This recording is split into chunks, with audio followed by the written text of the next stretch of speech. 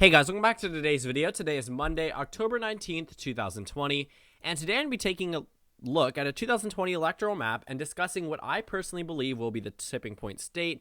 It does coincide with what 538 also characterizes as the tipping point state, and the reason why part of the reason why I'm making this video is because most people, if you're not following the elections too closely, don't exactly know what a tipping point state is. So, Pennsylvania today has a 27% chance at being that tipping point state. If you follow the winding snake to victory, you will see right at this 270 electoral vote part, Pennsylvania crosses over that mark. Essentially, Pennsylvania is the state that puts Biden over the top, thus making every single state and district following inconsequential. Now, obviously, margins matter for certain states. When we're talking about primaries, delegate counts, sure. But on the Electoral College, it doesn't matter if Trump wins Louisiana by 20 or by 2. It's a winner-take-all system. It does not matter. Obviously, there will be some national implications if Biden is able to come within 2% of Louisiana, but at the same time, realistically, the electoral map is what is etched into America's brains, or at least political pundits. You probably couldn't ask even one of the more reputable political pundits, how did the state of Wyoming vote in 2008 down to the margin? But that's besides the point. We're going to visualize it on an electoral map because I understand that a winding snake is not always the best way to view it.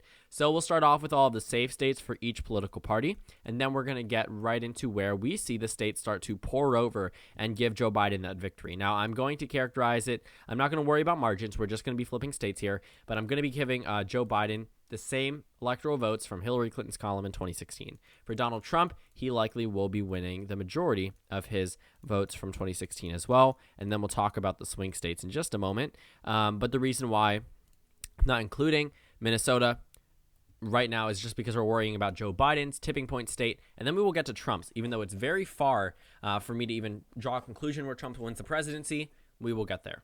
So, Joe Biden, like I said, the tipping point state is the state that puts Biden over the top. It also just happens to be one of the closer states. Now, if it's a landslide election and Pennsylvania is the tipping point and somehow, Ohio, North Carolina, Georgia, Florida, Iowa, Texas, and Arizona go to Biden, Pennsylvania actually probably wouldn't be the tipping point. In this scenario, we would probably see some other states become a lot more Democratic and possibly move past. But, if we take away all of the states won past Pennsylvania, Biden still wins. So that's the point that I want to make. A tipping point state is this state particularly, Pennsylvania, which I think is true because I do think that, as it stands today, Wisconsin and Michigan could very well vote to the left of Pennsylvania. Now, I know that would have been weird a month ago, but that's just what the data is telling us. Wisconsin and Michigan very well could vote to the left of Pennsylvania. Now, it could be Wisconsin, it could be Pennsylvania, but I know for sure that it will not be Michigan. I think Pennsylvania is the favorite, but as we saw, it's only a 27% chance. It is possible that it's Wisconsin, which is also a 14% chance. So when you look at Wisconsin and Pennsylvania, those are the more likely ones. Michigan still has an 11% chance, but take a look at where it is on the winding snake. It even moves past the state of Nevada. So I wouldn't necessarily bet on Michigan. It's just large in electoral count, which gives it a greater chance of being the tipping point, but I really don't think it will be. But as you can see, we will likely see New Mexico vote to the left of that tipping point state. Same thing with Colorado, Virginia, New Hampshire, Minnesota, Nevada. And then once we hit Michigan, likely for the Democrats, and then once we hit Wisconsin, and then Pennsylvania will be that state that puts it over the top. Now, for Donald Trump, I have a much harder map in order to get him to a tipping point state. Now, obviously, it would rely on him carrying a number of states that he carried in 2016, but the most likely tipping point state would yet again be another Rust Belt state, and it very well could be the state of Pennsylvania. Now, even if I move over Maine's 2nd District, Wisconsin needs Nebraska's 2nd District in order to be the tipping point. And right now, Joe Biden is actually, pretty strong in Nebraska's 2nd. He's expected to win it by not larger than Romney, but if you take a look at the popular vote, you've seen it expand. I mean, this district went from being a 48% chance for Trump today down to 21%. That is pretty significant. So I will say that, Nebraska's 2nd will probably go to Biden. But if this was to be the map and Wisconsin was the tipping point, Nebraska would have to go. But let's say Nebraska's 2nd district goes to Biden. This puts Trump at 269 and 269. There technically wouldn't be a tipping point state. Well, the next state to go would probably be Pennsylvania. And that could very well be the tipping point state for the GOP. In 2016, I believe the tipping point state was the state of Wisconsin, because had Michigan or Pennsylvania voted in any other direction, Wisconsin still would have landed Donald Trump with the presidency because he carried Nebraska's 2nd district. It would have put him at 270. Sure, a very close win, but they would not be needed. Now, obviously, there's the issue of faithless electors, and the question rises, will there even be any faithless electors when the election is that close? But you can't deny the fact that Donald Trump technically would meet the threshold to win the presidency if he had just carried Wisconsin. Now, the other point that I want to make is take a look at this this presidential map where Trump is able to win the presidency. He's at 270. But let's take a look at the states where Joe Biden currently leads. Arizona, Georgia, Florida, North Carolina, Ohio, Wisconsin, Nebraska's 2nd district. So Biden is pretty strong right now. Trump is going to need to significantly turn around the entire electorate if he wants to even come close at even getting a tipping point state. Now, for the Democrats, it'll probably be Pennsylvania or Wisconsin. And the same thing goes for the GOP. I do appreciate that these 2 states will be the pushover states. Not pushover states, but the ones that push the candidates over the top. That was a poor choice of words, but Pennsylvania and Wisconsin, these are 2 states that were hotly contested 4 years ago. But it's fascinating now that Pennsylvania and Michigan and Wisconsin are the focus of the tipping point states. Before, under an Obama-type election, Trump, if he was not necessarily running against Obama, but let's say there was an Obama-like appeal to the Rust Belt. Well, the Rust Belt very well could have voted to the left of Nevada. Very well voted to the left of Colorado. Apply the 2016 results and then you revert the Rust Belt. If we were talking about 2008 or 2012, New Hampshire was probably closer than some of the states.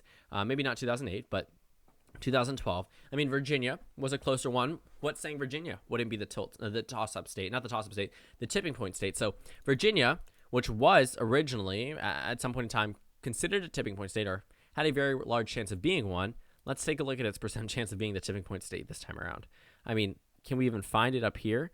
The state of Virginia, I don't think it's there. It might be down here, and I could be missing it entirely.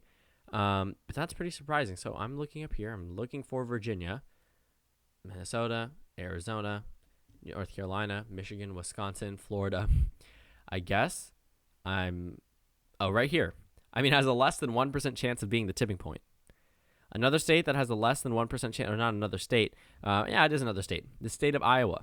This is another state that could have very well, been a tipping point for Obama. Let's say because Iowa, voted for Obama by pretty strong margins in 2012 and 2008. So there are certain situations where even New Mexico could have been a tipping point, but this time around, the Democrats have either locked it up or they're very inconsequential and they probably won't be making too much of an impact because Texas probably won't be the tipping point state. It's a 1.2% chance.